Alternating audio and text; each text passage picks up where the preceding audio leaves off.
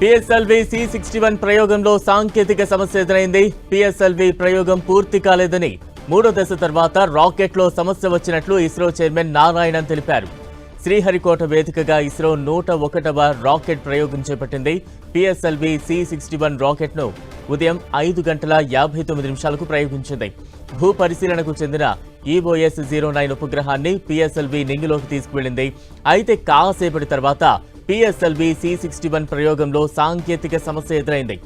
EOS-09 ఉపగ్రహ బరువు 1696.24 కిలోలు. దీని జీవితకాలం 5 ఏళ్లు. ఇది అన్ని వాతావరణ పరిస్థితుల్లోనూ భూమి ఉపరితల చిత్రాలను అధిక రిజల్యూషన్తో తీయగలదు. జాతీయ భద్రత, వ్యవసాయ, అటవీ పర్యవేక్షణ, విపత్తు నిర్వహణ, పట్టణ ప్రణాళిక వంటి అంశాలను రేయింబవళ్లు ఇమేజింగ్ చేయగలదు. దేశవ్యాప్తంగా విస్తరించిన రియల్ టైం కవరేజ్ అవసరాన్ని పరిష్కరించే లక్ష్యంతో EOS-09 రూపొందించారు. ఇది రీశాట్-1 ఉపగ్రహం తర్వాతి భాగం. ఈ ఉపగ్రహం రీసోసాట్, కార్టోసాట్, రీశాట్-2B సిరీస్ ఉపగ్రహాల మాదిరి డేటా సేకరించి చేరవేయగలదు. 2022లో ప్రయోగించిన EOS-04 ఉపగ్రహానికి ప్రత్యామ్నాయంగా EOS-09 పంపారు.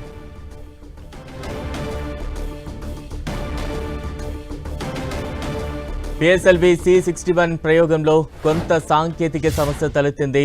మొదటి 2 దశలు కూడా విజయవంతంగా దూసుకువెళ్లిన పిఎస్ఎల్వి C61 రాకెట్ మూడో దశ చేరుకునేపాటికి కొంత సాంకేతిక సమస్య చేరిందంటూ కూడా ఇస్రో చైర్మన్ తెలియజేశారు. పూర్తి స్థాయిలో విశ్లేషించుకున్న తర్వాత మరోసారి పూర్తి వివరాలు వెల్లడిస్తామంటూ కూడా ఆయన చెప్పారు.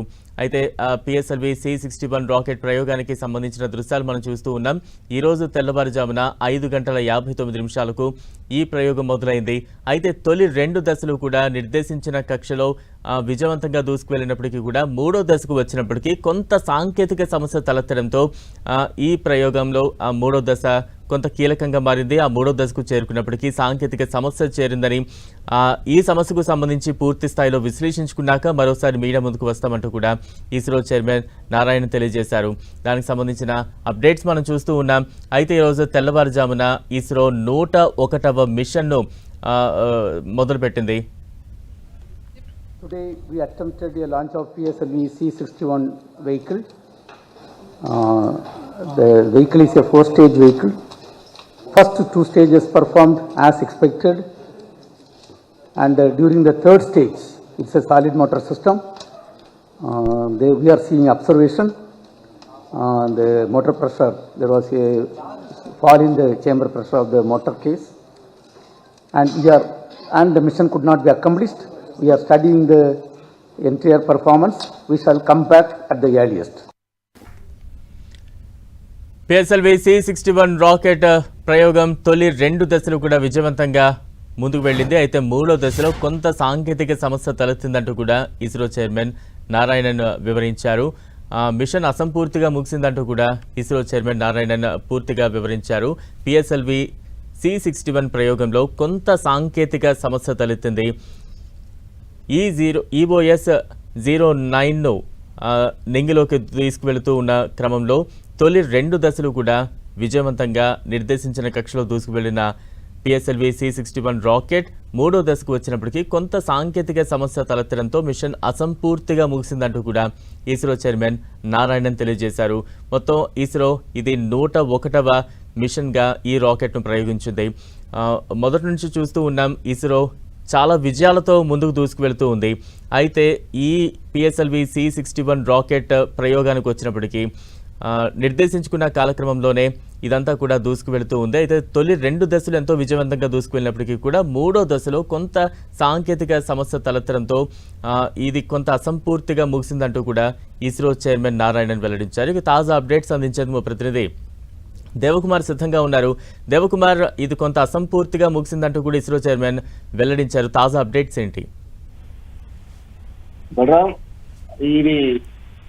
ఈ ప్రయోగం పిఎస్ఎల్వి C61 రాకెట్ ప్రయోగం అనేది అసంపూర్తిగా ముగిసిందని కొద్దిసేపటి క్రితమే ఇస్రో చైర్మన్ నారాయణ ప్రకటించారు. అయితే ఇది కౌంటౌన్ పూర్తయిన తర్వాత 5:59 ఈ రాకెట్ నిప్పులు చుమ్ముకుంటూ శ్రీహరికోటలోని సతీష్ ధావన్ స్పేస్ సెంటర్ నుంచి నింగిలోకి వెళ్ళింది. అయితే 2 దశల వరకు కూడా ఇది విజయవంతంగానే బాగా పనిచేసినట్లుగా తెలుస్తోంది. అయితే మూడో దశ ఎంటర్ అయిన తర్వాత అది వెళ్లాల్సిన మార్గం కన్నా అంటే కింది వైపుకి అంటే అది వెళ్ళినట్లుగా తెలుస్తోంది. అంటే అంటే అంటే ఒక రాకెట్ పడిపోయినట్లుగా అనేసి మనకు సమాచారం అంటే తెలుస్తుంది. అంటే ఇది వెళ్లాల్సిన మార్గంలో కాకుండా వేరే మార్గంలో వెళ్ళిపోయింది. కాబట్టి ఇది ఎందువల్ల వెళ్ళింది అనేది ఇస్రో శాస్త్రవేత్తలు విశ్లేషిస్తున్నారు. అయితే ఇది 3 దశలు తలెత్తిన సాంకేతిక సమస్య వల్ల ఇలా జరిగింది. అంటే ఇంజిన్ లో ఏదైనా సమస్య తలెత్తుంటుందా అనే విధంగా కూడా సమాచారం అందుతుంది. ఈ క్రమంలోనే వాళ్ళంతా కూడా ఇస్రో శాస్త్రవేత్తలు దీనిపైన విశ్లేషిస్తా ఉన్నారు. విశ్లేషించిన తర్వాత కొద్దిసేపటి క్రితమైన ఇస్రో చైర్మన్ నారాయణ కూడా ఇది ప్రయోగం అసంపూర్తిగా ముగిసిందని కూడా చెప్పడం జరిగింది. అంటే ఈ సమస్యపై పూర్తిగా విశ్లేషించి పూర్తి సమాచారాన్ని కూడా అందిస్తామని కూడా తెలపడం జరిగింది. అయితే ఈ ప్రయోగం మరి కొద్దిసేపట్లోనే అంటే ఇది రాకెట్ నింగిలోకి వెళ్ళిన తర్వాత మరో 7 నిమిషాల్లోనే ఇది కంప్లీట్ కావాల్సిన పరిస్థితి. అంటే మొత్తం 15 నిమిషాలు అయినప్పటికీ అప్పటికే 10 నిమిషాలు ఇది ప్రయోగం కొనసాగిన తర్వాత ఇంకా 7 నిమిషాలు మాత్రమే ఉంది. ఈ క్రమంలోనే ఈ సాంకేతిక సమస్య తలెత్తినట్లుగా తెలుస్తోంది.